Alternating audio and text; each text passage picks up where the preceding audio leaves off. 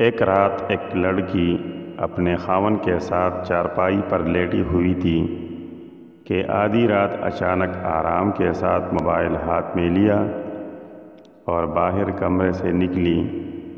اس کے خاوند کو شک ہو گیا کہ میری بیوی کیا کرنے باہر نکلی۔ تھوڑی دیر بعد اس کی بیوی واپس آ کر آرام کے ساتھ اپنے خاوند کے چارپائی پر لیٹ گئی۔ دوسری رات اس کے خاوند نے اپنا سم کارڈ نکال کر اس کے موبائل میں ڈال دیا اور بیوی کا سم کارڈ اپنے موبائل میں ڈالا۔ جب آدھی رات ہو گئی تو اس کی بیوی پھر سے آرام کے ساتھ موبائل اٹھایا اور کمرے سے باہر نکل گئی۔ خاوند کو اور شک ہو گیا اور انتظار کر رہا تھا کہ اب کوئی اس کے نمبر پر کال کرے گا، لیکن کسی نے بھی کال نہیں کیا اور اس کی بیوی واپس آ کے لیٹ گئی۔ جب خاوند نے اس کا موبائل چیک کیا تو اس میں کوئی بھی نہ کال آئی اور نہ ہی گئی،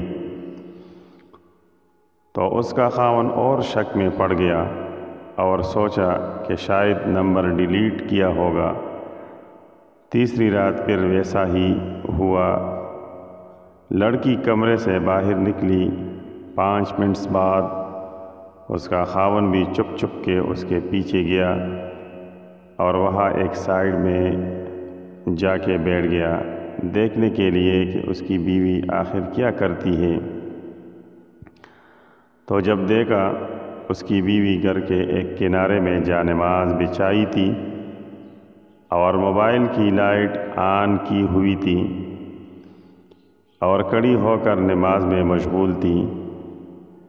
جب سلام پھیرا تو دعا کیا کہ یا اللہ، اگر میری عمر میرے خاوند کی عمر سے زیادہ ہو تو میری آدھی عمر میرے خاوند کو دے دے۔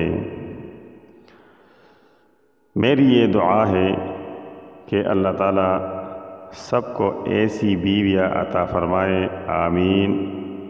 قصے کا مقصد یہ تھا کہ شک کرنے سے پہلے تحقیق کیا کرو۔ جزاک اللہ خیرا، السلام۔